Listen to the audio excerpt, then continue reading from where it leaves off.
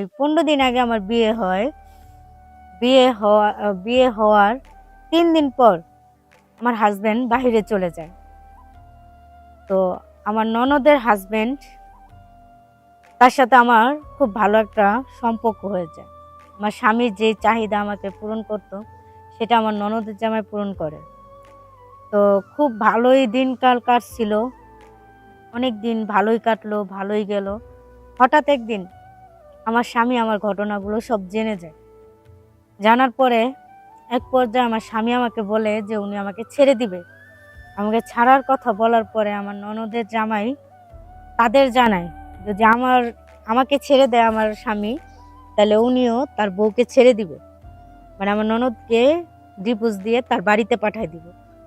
তো আমার শ্বশুর শাশুড়ি অনেক কিছু ভাইবা চিন্তা আমার জামাইরে বলে, এখন যদি তুই বউকে ছেড়ে দিস, তাহলে তো তোর ননদকেও, তোর বোনকেও ছেড়ে দিবে, তোর বোন জামাই বলতেছে। তখন আমার স্বামী অনেক কিছু ভেবে চিন্তায় সে বলল, ঠিক আছে, যাক, জানাজানি হওয়ার পরও আমার স্বামী আমাকে নিয়ে সংসার করতেছে, আমিও করতেছি, খুব ভালোই কাটতেছে। কিন্তু তার মধ্যেও কিছু কথা আছে। আমার স্বামী জানার পরে সবকিছু, উনি বিদেশেই থাকে, বাড়িতে আসে না। এমনি আমার সাথে ফোনে কথা বলে, তাও আগে যেইভাবে কথা বলতো সেভাবে কথা বলেন। কেমন আছেন সবাই? আশা করি সবাই ভালো আছেন। এখন আপনাদের সাথে আমি কিছু কথা বলবো আমার জীবনের একটা গল্প নিয়ে। আমার নাম ইয়াসমিন, আমার গ্রামের বাড়ি মানিকগঞ্জ। আমি হয়েছি সাধারণ ঘরের একটা মেয়ে। আমার বাবা চাকরি করে গার্মেন্টসে, আর মা বাসায় থাকে। কিন্তু আমি খুব গরিব, হয়তো বা লেখাপড়া এত বেশি করতে পারি নাই। আমার লেখাপড়া খুব কম। বাবা চাকরি করে, ভাই আছে, বোন আছে, আর আমি আছি। তো আমাদের নিয়ে আমার বাবা একলা সংসার চালাতে খুব হিমশিম খাওয়া যায়। সেজন্যই লেখাপড়াটা বেশি করতে পারি নাই। এখন যেটা বলতে চাই আপনাদের সাথে, আমার আসল গল্পটাই আপনারা শুনেন। তো আমার আজ থেকে প্রায় 15 দিন আগে আমার বিয়ে হয়।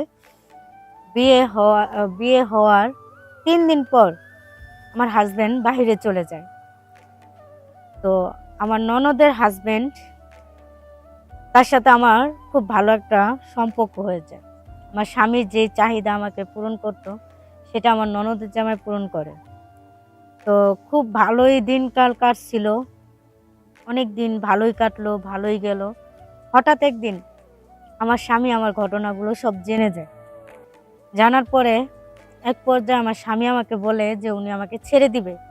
আমাকে ছাড়ার কথা বলার পরে আমার ননদের জামাই তাদের জানায় যদি আমাকে ছেড়ে দেয় আমার স্বামী, তাহলে উনিও তার বউকে ছেড়ে দিবে। মানে আমার ননদকে ডিভোর্স দিয়ে তার বাড়িতে পাঠায় দিবে। তো আমার শ্বশুর শাশুড়ি অনেক কিছু ভাইবা চিন্তা আমার জামাইরে বলে, এখন যদি তুই বউকে ছেড়ে দিস, তাহলে তো তোর ননদকেও, তোর বোনকেও ছেড়ে দিবে, তোর বোন জামাই বলতেছে। তখন আমার স্বামী অনেক কিছু ভেবে চিন্তায় সে বলল, ঠিক আছে, যাক, জানাজানি হওয়ার পরও আমার স্বামী আমাকে নিয়ে সংসার করতেছে, আমিও করতেছি, খুব ভালোই কাটতেছে। কিন্তু তার মধ্যেও কিছু কথা আছে। আমার স্বামী জানার পরে সবকিছু, উনি বিদেশেই থাকে, বাড়িতে আসে না। এমনি আমার সাথে ফোনে কথা বলে, তাও আগে যেইভাবে কথা বলতো সেভাবে কথা বলে না। সে এখন আগের মতো আমাকে ভালোবাসে না, আমার সাথে এত সময়ও দেয় না, এত কথাও বলে না। আর আমার শাশুড়ি তো আমার সাথে কথা বলেই না। আগে যেই আদর যত্ন শাশুড়ির থেকে পাইতাম, সে এখন সেভাবে আমাকে করে না। কথায় কথায় যে কোনো বিষয় নিয়ে তর্কাতর্কি হয় আমাদের মধ্যে। কিন্তু আমার ননদের জামাইটা আমার সাপোর্টে আছে।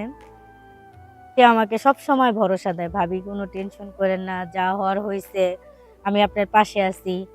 ভাই না থাকুক, শাশুড়ি না থাকুক, শ্বশুর না থাকুক, আমি আপনার পাশে সব সময় আছি।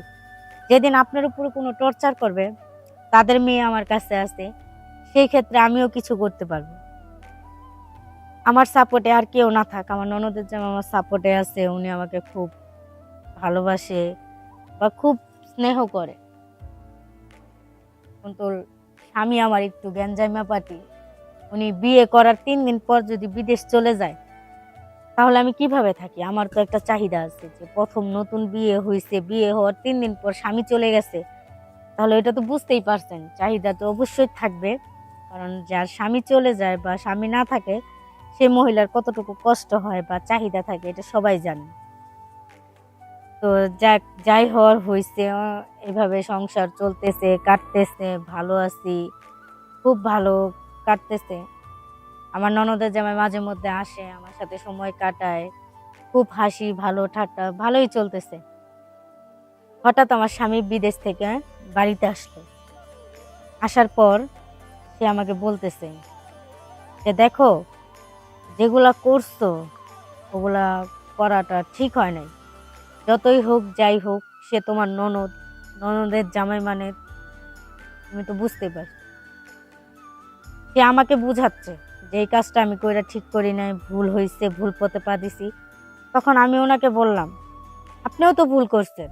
আপনি আমাকে বিয়ে করছেন, 6 মাসও আমার সাথে ছিলেন না, 1 মাসও ছিলেন না। আপনি হঠাৎ করে আমাকে বিয়ে করছেন, বিয়ে করার 3 দিন পরে চলে গেছেন। তো আমারও তো চাহিদা থাকে। আপনি যদি বিদেশ যাবেন তাহলে আমাকে বিয়ে করছেন কেন? আর বিয়ে যেহেতু করছেন তাহলে আমার সাথে 2-3 মাস সময় কাটালেন না কেন? আপনি যদি ভালোভাবে আমার সাথে থাকতেন তাহলে তো আমি সেই ভুল পদক্ষেপে পা দিতাম না। আপনি আমাকে ফেলে চলে গেছেন, সেজন্য আমি সেই পদে পা দিছি। এখন আপনিও ভালো করে বুঝেন যে একটা বউয়ের নতুন বিয়ে হলে স্বামী যদি কাছে না থাকে সেই মহিলাটার কি অনুভব হয়, তো এটা বুঝেন। তো আপনি যদি আমার পাশে থাকতেন, 1 মাস যদি থাকতেন তাহলে বুঝতে পারতাম যে আমার স্বামী আমাকে বিয়ে করার পরে 1 মাস অন্তত আমার সাথে ছিল।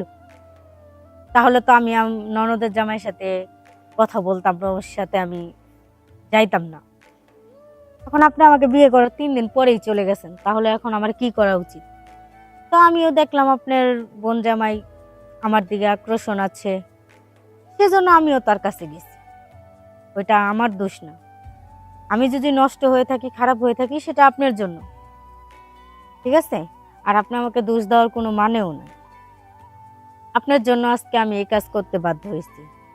তো যা হওয়ার হইছে, এখন আসছেন, ভালোভাবে সংসার করি, ভালোভাবে থাকি। এই ধরনের ভুল আর কখনো করব না আশা করি। তো সবার কাছে একটাই অনুরোধ, আমি যে ভুলটা করছি আপনারা কখনো এই ধরনের ভুল করেন না। কারণ আমি হয়তোবা আমার শরীরের চাহিদা কমাইতে যায়া স্বামীর সাথে এই ভুল কাজটা করছি। তো আশা করি সবাই ভালো থাকবেন। আর আমার মতো কেউ এই কাজটা করবেন না। কারণ স্বামী সবার বিশ্বাস করে বউকে ফেলে বাহিরে যায়। তো আপনারা সবাই আমার ভিডিওটা দেখবেন, লাইক, কমেন্ট, শেয়ার করবেন। আর সবাই এগুলা থেকে বিরত থাকবেন। আর স্বামীর বিশ্বাস সবসময় বজায় রাখবেন। স্বামী যেহেতু আপনাকে বিশ্বাস করে আপনাকে রেখে এত দূরে কাজে যায়, সে কাজ করতে যায় শুধু আপনার জন্য। আমার মতো ভুল কেউ করবেন না। সবাই ভালো থাকেন। আসসালামু আলাইকুম। আর আমার জন্য সবাই দোয়া করবেন।